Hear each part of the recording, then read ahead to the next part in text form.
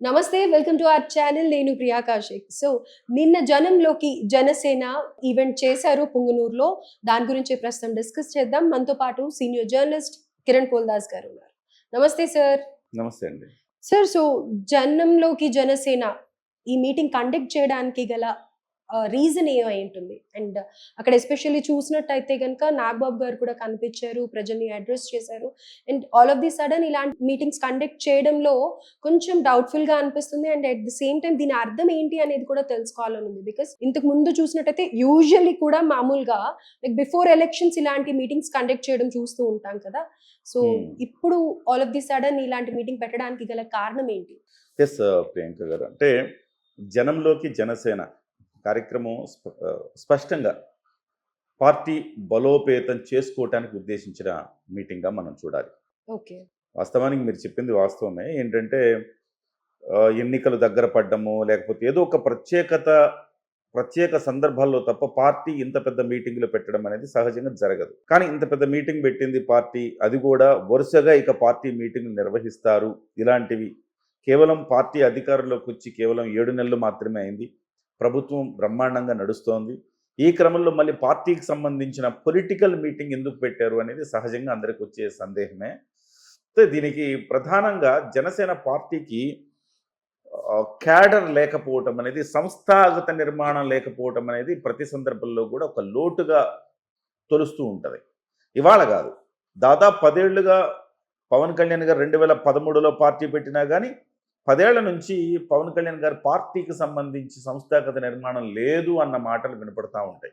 ప్రతి సందర్భంలో ఎవరైనా పార్టీని విమర్శించాలంటే సంస్థాగత నిర్మాణం లేదు. పార్టీకి నిర్మాణం లేకపోతే ఎట్లా మీరు బలోపేతం అవుతారు? సో కేవలం పవన్ కళ్యాణ్ గారిని ఒక్కడిని చూపిస్తే అయిపోతుందా? ఇలాంటి మాటలు చాలామంది మాట్లాడుతుంటారు. నిజమే, సంస్థాగత నిర్మాణం తప్పనిసరిగా ప్రతి పార్టీకి కావాల్సిందే. అందులో వెనకబడ్డ మాట కూడా వాస్తవమే.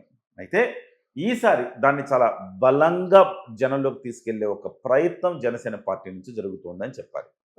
జనసేన పార్టీ ప్లీనరీ నిర్వహిస్తోంది. మార్చి 14వ తారీఖున జనసేన పార్టీకి సంబంధించిన ఆవిర్భావ దినోత్సవం. ఈ దినోత్సవాన్ని పురస్కరించుకొని 12, 13, 14 3 రోజుల పాటు నిర్వహిస్తోంది. సహజంగా తెలుగుదేశం పార్టీ కూడా 2 రోజులు లేదా 3 రోజులు తమ పార్టీ ఆవిర్భావ దినోత్సవాలను జరుపుకుంటూ ఉంటుంది. అలాగే కాంగ్రెస్ పార్టీ కూడా ప్లీనరీ ఉత్సవాలను నిర్వహిస్తూ ఉంటారు. పెద్ద పార్టీలు కాబట్టి అది 2 రోజులు 3 రోజులు నిర్వహిస్తూ ఉంటారు. బీజేపీ కూడా నిర్వహిస్తుంది. ఇవాళ మొట్టమొదటిసారి పవన్ కళ్యాణ్ గారు ఈ పార్టీ ఆవిర్భావ దినోత్సవానికి ప్లీనరీ అని నామకరణం చేశారు. 12, 13, 14. మరి 3 రోజుల పాటు ఏం జరుగుతాయి? 3 రోజుల పాటు జరగాలంటే పార్టీకి సంస్థాగత నిర్మాణమే లేదు. అలా ఉన్నప్పుడు 3 రోజుల పాటు ఏ కార్యక్రమాలు చేస్తారు అనేది ప్రధానంగా మనం ఆలోచించాలి. సో పార్టీని బలోపేతం చేసుకోవటం కోసమే ఈ 3 రోజులు నిర్వహించారు. అంటే ఏం జరుగుతుంది అంటారు? ఆ 3 రోజుల పాటు రకరకాల తీర్మానాలు చేస్తారు, రకరకాల విభాగాలు కూర్చుంటాయి, రకరకాల చర్చలు జరుపుతూ ఉంటాయి. సో బీసీ విభాగం అంటారు, ఓసీ విభాగం అంటారు, మహిళా విభాగం అంటారు, ఎస్సీ విభాగం అంటారు.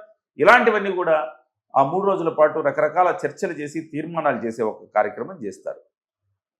కొత్తగా బాధ్యతలు స్వీకరించిన వాళ్ళు కూడా ఆ రోజు నుంచి దాంట్లో నిమగ్నమవుతారు. అయితే ఈ ప్లీనరీకి కావలసిన స్టఫ్ అప్పటి నాటికి ముందుగా ఇది ఈ ప్రొసీడింగ్స్ అనమాట. అంటే ఈ 1.5 నెల రోజుల పాటు జనంలోకి జనసేన అని జనంలోకి వెళ్ళి చాలామందిని పార్టీలకు చేర్చుకునే కార్యక్రమం. ఒక్కొక్క నియోజకవర్గంలో బలమైన నాయకులు ఎవరు, ఆ బలమైన నాయకుల్ని పార్టీ ఆహ్వానిస్తుంది.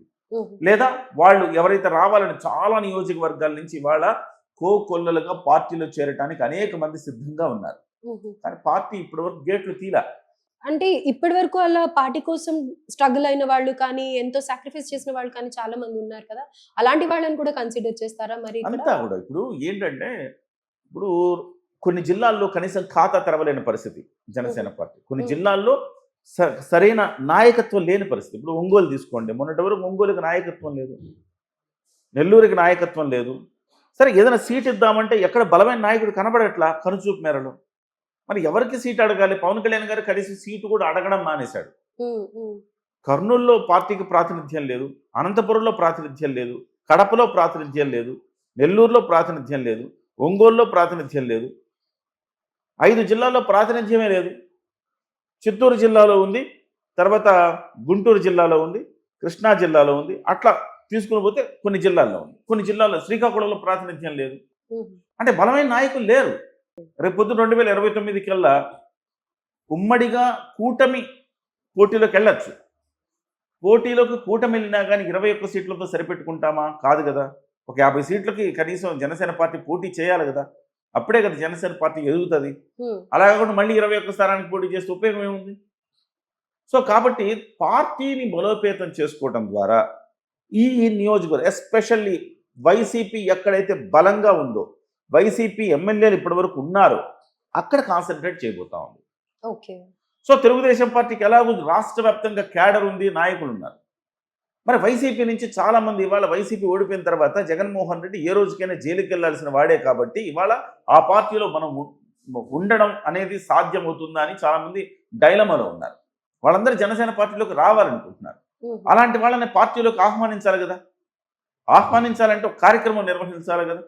అలాంటి కార్యక్రమం ఇవాళ జనంలోకి జనసేన. అంటే ఇది అపోజిషన్ పార్టీ కోసమే చేస్తున్నారా, లేకపోతే రీసెంట్ గా మనకి Opposition కూటమి party. ప్రభుత్వాల గురించి కొంచెం డిస్కషన్స్ వస్తూ ఉన్నాయి కదా, అలాంటివి ఏమన్నా దృష్టిలో అట్లేం లేదు. పెట్టుకుని పార్టీ సహజంగా బలోపేతం కావాలి. పార్టీ సంస్థాగత నిర్మాణం చేసుకోవాలి. ఏ పార్టీ అయినా చేసుకోవాల్సిందే.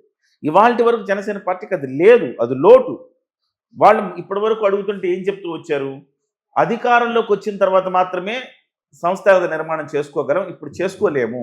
ఎందుకు చేసుకోలేము అంటే 2 బలమైన పక్షాలు ఉన్నాయి. ఎవరినైనా ఒక గ్రామానికి అధ్యక్షుడిగానో లేకపోతే ఒక మండలానికి అధ్యక్షుడిగానే చేస్తే వెంటనే వాడి ఆర్థిక మూలాలను దెబ్బకొట్టుతాయి ఈ ప్రభుత్వాలు. అది వైసీపీ కావచ్చు, తెలుగుదేశం కావచ్చు. సో వాడి ఆర్థిక మూలాలను ఒక్కసారి దెబ్బ కొడితే వెంటనే ఇక అంటే జనసేన వల్ల వాళ్ళు లాస్ అవుతున్నాడు. సో ఒకళ్ళు జనసేన వల్ల ఒకళ్ళు లాస్ అవ్వద్దు అన్న ఉద్దేశంతో పవన్ కళ్యాణ్ గారు అదే సదుద్దేశంతో ఇవాళ వరకు పార్టీ నిర్మాణం చేపట్టాలి. అదే అధికారంలో ఉంటే ఖచ్చితంగా ఎవడు కదిలించేవాడు ఉండడు కదా. కనీసం ఒక 5 ఏళ్ల పాటు అధికారంలో ఉంటే బలోపేతం చేసుకోవచ్చు కదా నాయకత్వం. అందుకోసం ఇవాళ అధికారంలోకి వచ్చిన వెంటనే వాస్తవానికి ఇది ఇంకా లేట్ అయిందని చెప్పారు. 7 నెలలు అయింది. ఇప్పటి వరకు పవన్ కళ్యాణ్ గారు పార్టీకి సంబంధించి దృష్టి పెట్టలేదు. ఇప్పుడు దృష్టి పెట్టి నాగబాబు గారిని ప్రత్యేకంగా దానికోసం నియమించడం, నాగబాబు గారు జనంలోకి వెళ్ళటం, జనసేనని తీసుకెళ్లటం, తద్వారా నాయకుల్ని ఆహ్వానించడం, రెడీగా ఉన్న నాయకుల్ని చేర్చుకోవటం. సో రేపు పొద్దున ప్లీనరీ నాటికి 1.5 నెల తర్వాత ఇంపార్టెంట్ నియోజకవర్గాలు తిరుగుతారు. రేపు ప్లీనరీ నాటికి డెఫినెట్గా ఆయా నియోజకవర్గాల నుంచి ముందు ఫోకస్ చేస్తున్న నియోజకవర్గాలు ఏదైతే వైసీపీ గెలిచిందో ఆ నియోజకవర్గాలు ఫోకస్ చేస్తున్నారు. 11 నియోజకవర్గాలు. ఈ 11 నియోజకవర్గాల నుంచి నాయకత్వాన్ని తీసుకొస్తారు. రేపు పొద్దున 11 కూడా లేకుండా సింగిల్ డిజిట్కి పరిమితం చేసే ఒక ప్రయత్నం గట్టిగా జరుగుతుందని చెప్పాలి. సో జగన్మోహన్ రెడ్డికి వాళ్ళ 11 వచ్చాయి. సో తెలుగుదేశం పార్టీ ఉన్న నియోజకవర్గం వాళ్ళు బలోపేతం చేసుకుంటారు. బీజేపీ ఉన్నది బీజేపీ, జనసేన బలోపేతం చేసుకుంటుంది. ఈ 11 ఎవరు లాక్కుంటారనే దాని మీద ఉంటుంది కదా. ఈ 11 లాక్కుంటే అక్కడ జనంలోకి జనసేన పెడితే నాయకులు దొరుకుతారు. ఆ నాయకులను తీసుకొచ్చి రేపు పొద్దున పోటీలో నిలబెడతారు. సో అలానే అదొకటే అని కాదు, రాష్ట్ర వ్యాప్తంగా బలోపేతం చేసుకుని ప్రతి జిల్లాకు అధ్యక్షుడిని నియమించాలి. ఉన్నారు, చాలా జిల్లాలకు అధ్యక్షులు ఉన్నారు. ఆ అధ్యక్షుల తర్వాత బాడీస్ ఉంటాయి. ఆ బాడీస్ని నియమించుకోవాలి. మండలానికి అధ్యక్షుడు, గ్రామానికి అధ్యక్షుడు, ఇట్లా ప్రతి చోట ఒక క్యాడర్ నియమించుకోవాలి. ఆ నియమించుకునే ప్రక్రియ ప్లీనరీలో జరుగుతుంది. దానికి కావలసిన ముందస్తు కసరత్తు ఇప్పుడు జరుగుతుంది అనుకో. సార్, అయితే ఇక్కడ మరి నాగబాబు గారు లీడ్ చేస్తున్నారు కదా జనంలో జనసేన అనే కార్యక్రమాన్ని, దానికి రీజన్ ఏంటి? ఇప్పుడు నాగబాబు గారు నెంబర్ 2 అండి పార్టీలో. నాదెండ్ల మనోహర్ ఇప్పుడు పవన్ కళ్యాణ్ గారు నెంబర్ 1 అయితే నెంబర్ 2 లేయర్లు ఇద్దరున్నారు, నాదెండ్ల గారు, నాగబాబు గారు. సో నాదెండ్ల గారు మంత్రి పదవి నిర్వహించడంలో ప్రభుత్వ కార్యక్రమాల్లో బిజీగా ఉన్నారు. ఇకపోతే నాగబాబు గారు ఇవాళ కొంత ఫ్రీగానే ఉన్నారు. పార్టీ కార్యక్రమాలు ఆయన లీడ్ తీసుకోవాల్సిన పరిస్థితి ఇవాళ ఉంది కూడా. పవన్ కళ్యాణ్ గారు బిజీ, నాదెండ్ల గారు బిజీ, ఆ తర్వాత ఎవరు? నాగబాబు గారే కదా. సో నాగబాబు గారు ఈ పార్టీ దీనికి సంబంధించి ఈ కార్యక్రమాన్ని లీడ్ తీసుకొని ఈ 1.5 నెలలు విగ్రస్గా తిరిగి ఈ ప్లీనరీ నాటికి నాయకత్వాన్ని ఆయా నియోజకవర్గాలు, జిల్లాల్లో రెడీ చేసే బాధ్యత ఆయన తీసుకున్నారు. ప్రతి చోటకి వెళ్ళిన తర్వాత ఓన్లీ మనం సభ మాత్రమే చూస్తున్నాం. సభ వెనక కసరత్తు ఉంటుంది కొంత. ఎవరెవరు ఉన్నారు, ఈ నియోజకవర్గాలు ఎవరెవరు ఉన్నారు, ఆ పక్క నియోజకవర్గాలు ఎవరు ఉన్నారు, ఈ పార్లమెంట్ నియోజకవర్గాలు ఎవరెవరు ఉన్నారు, వాళ్ళు ఎవరెవరు మన పార్టీలోకి రాగలుగుతారు, ఎవరెవరిని మనం తీసుకునే అవకాశం ఉంది, ఇవన్నీ కూడా చర్చించి ఒక నివేదిక తయారు చేసి అధ్యక్షుల వారికి పవన్ కళ్యాణ్ గారు సమర్పిస్తారు. సమర్పించిన తర్వాత దాన్ని పరిశీలించి ప్లేనరీలో వాళ్ళందరినీ కూడా పార్టీలోకి చేర్చుకోవడం, పెద్ద నాయకులు అయితే ప్లేనరీలో చేర్చుకోవటం, ఇట్లాంటి ఒక ప్రక్రియ జరుగుతుంది. సో ఇది ముందస్తు కసరత్తు అని మనం భావించవచ్చు. So okay. Nagababu is the right person. Okay. So taking the cream out of this important వ్యక్తుల్లోంచి ఎవరైతే ది బెస్ట్ ఉంటారో వాళ్ళని కేటగరైజ్ చేసి నాగబాబు గారు పవన్ కళ్యాణ్ గారికి రెఫర్ చేస్తారు.